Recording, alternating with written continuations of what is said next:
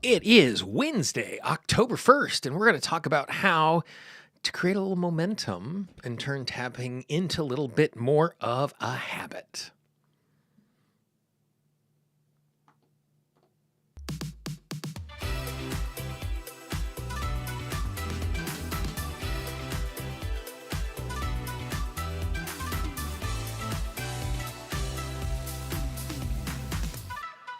Welcome to Wednesdays with Gene. I am the eponymous Gene Monturistelli. We've been away for a number of weeks because of some international travel and then some technology issues, which made it hard for us to show up. I didn't want to have internet breaking up in the middle of us trying to get together and tap together.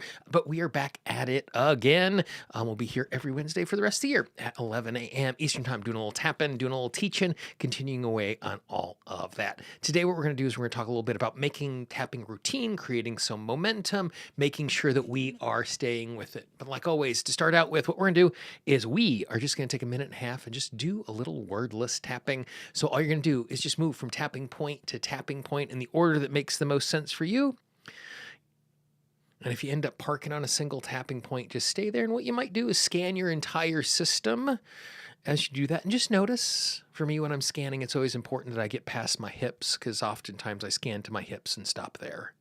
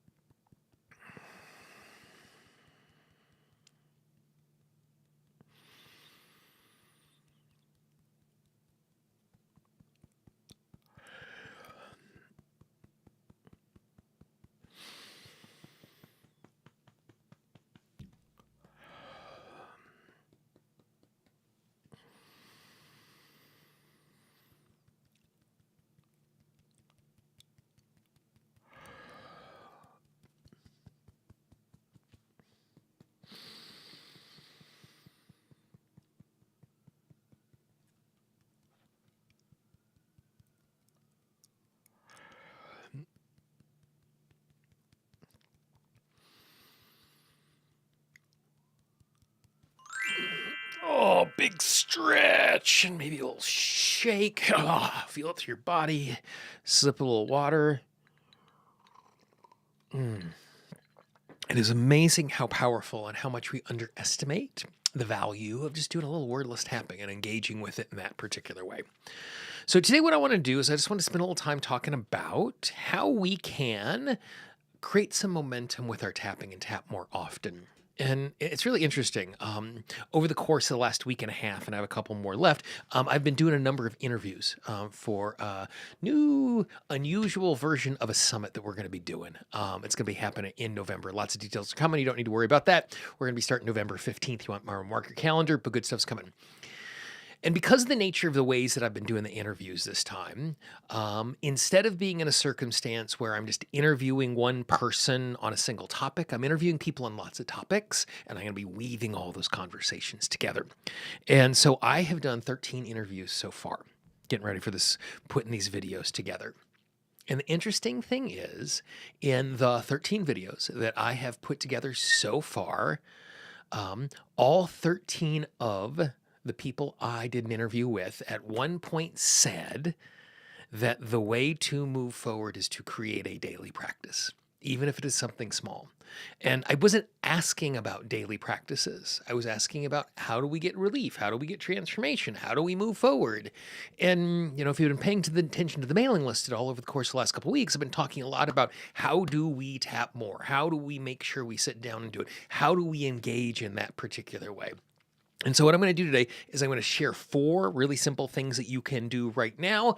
And while we're talking right now, you might want to mark your calendar a week from Saturday. So October 11th, we're actually going to do a 90-minute training on how to make tapping routine that'll actually have a 30-day process that goes along with it. So this is a preview to some of the stuff that we're talking about there, but we're going to do a much deeper dive there as well. So, I have 4 ideas that I want to share with you today. Idea number 1, in order to create momentum and make tapping permanent, is to start super, super, super small. I don't know about you, but my life, my day, my hour is full.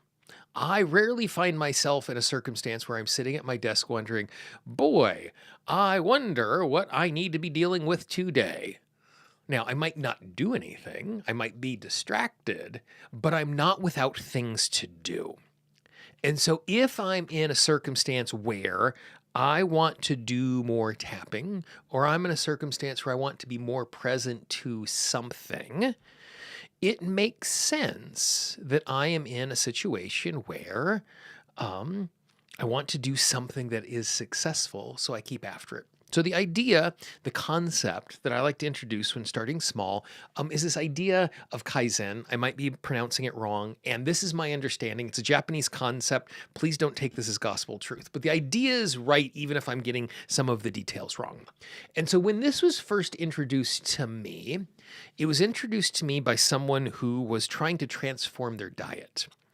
And they were currently in a situation where they were going to lunch every single day with colleagues to a fast food restaurant that was close to their work. There weren't a lot of options where they were. And so, in an attempt to eat healthier, the person who was doing it knew that it was going to be hard to make this huge change, much like it would be hard for me to make the change of all of a sudden, I'm going to tap 30 minutes every single day. I don't have 3.5 hours laying around. So we want to start small and work our way in. And so the way that this person did that was, as they were buying food at the fast food restaurant, as they went to their table to sit down and they walked by the trash can, they took one French fry and they threw one French fry away.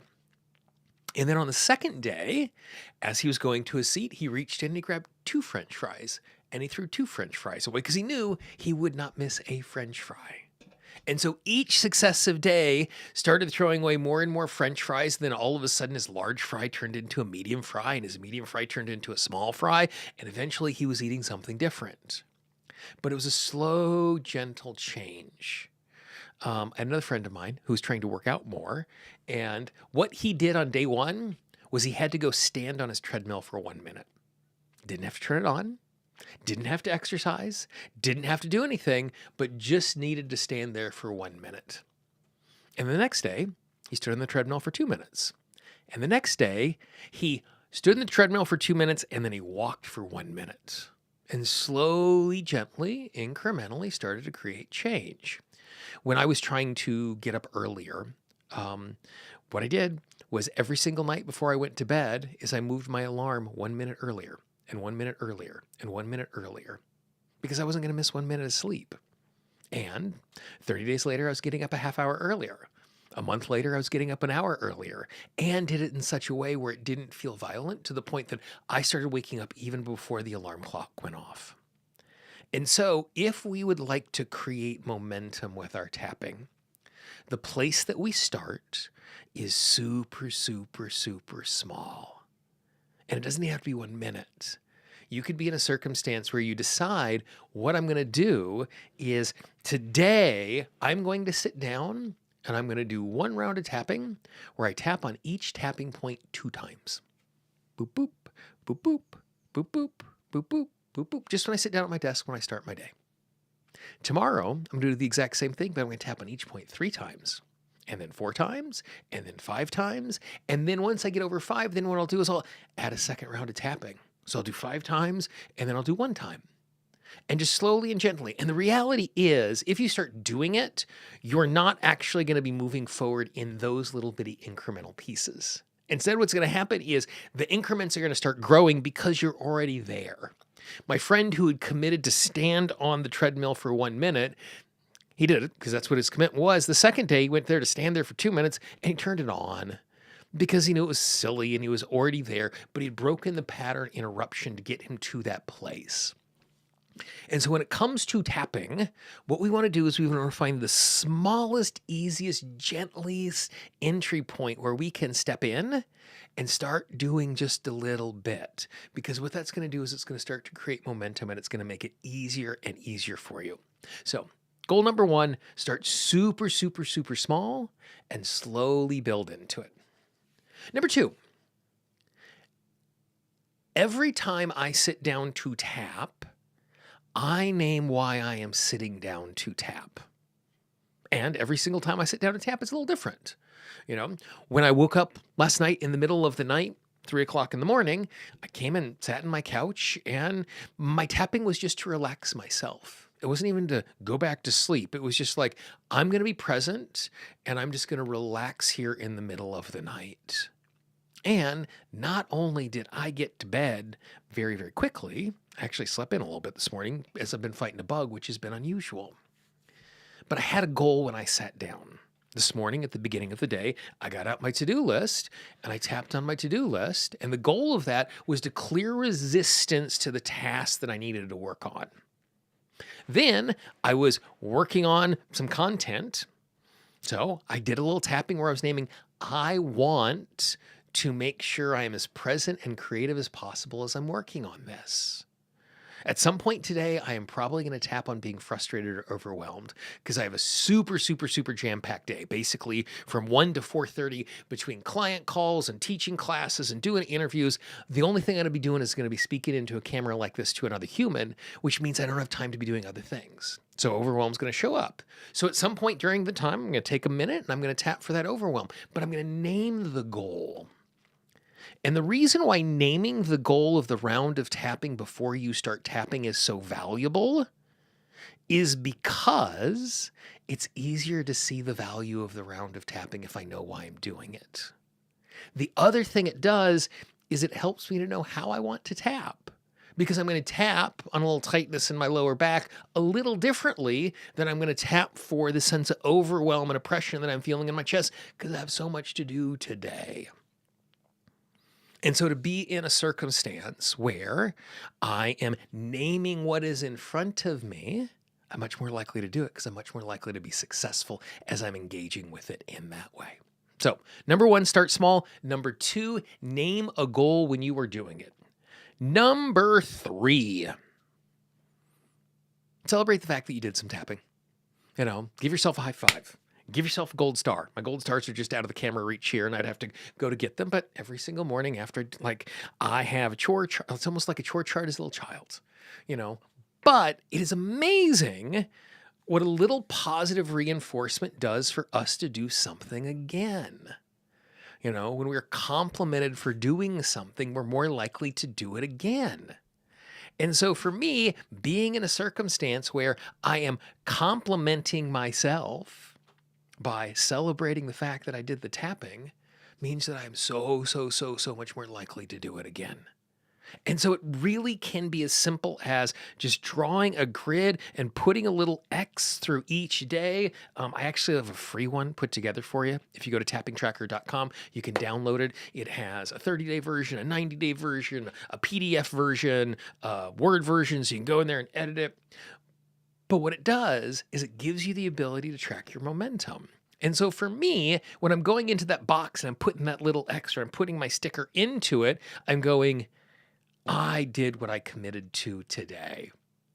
And when I'm in a circumstance where I might have missed for a few days and I'm sitting back down and I'm getting momentum again, as I cross it off, I don't go, finally. I go, look at that. We're back at it again, and we're making a little progress. Good job. It's not perfect, but we're going to stay with it. So we start small. We name the goal of every single round of tapping. We celebrate each round of tapping. And then number 4, if you can do it, is to find your way to being in a circumstance where you can have an accountability structure. Someone that you can say, hey, I tapped today.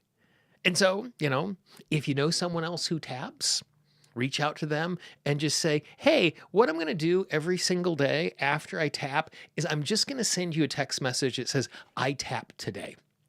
Now, you'll notice I didn't say, do you want to do this together and do you want to send me a text message? I'm just saying, hey, is it okay if I do this and send it your way?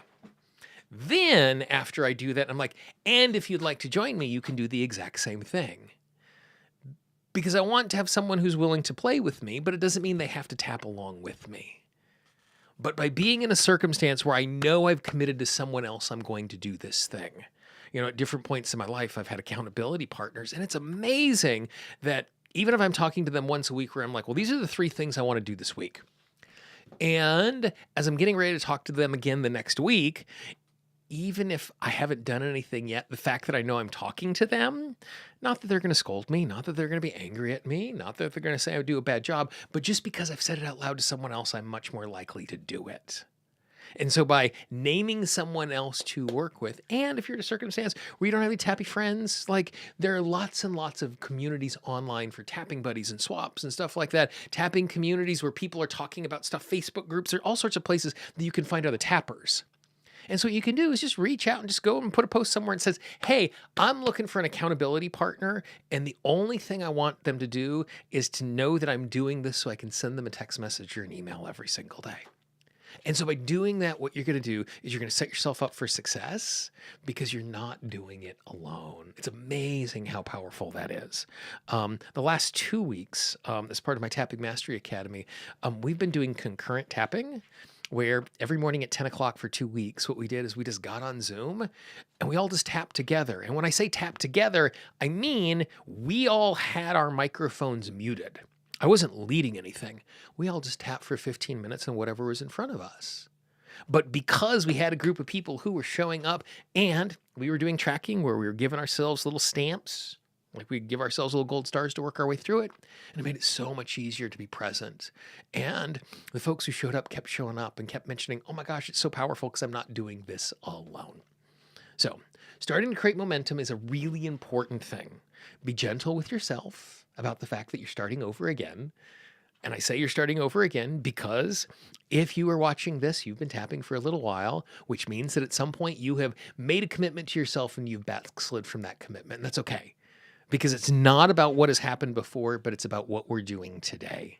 And so today is a great day for you to recommit to yourself to invest in yourself. 4 simple things you can do.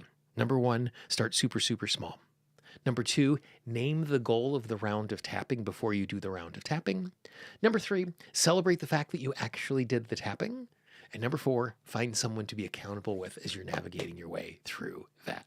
So those are some really simple things to get you started in creating a habit out of tapping and creating some momentum. Like I said, next Saturday, October 11th, we're going to be doing a little training on how to make tapping routine. We're going to have a 30-day digital box of downloads and books and trackers and all of that sort of stuff. Keep an eye on your inbox. We'll have details for you on Friday with that. So those are the ideas that I wanted to share with you today. We will be back here next Wednesday at 11 a.m. Eastern Time.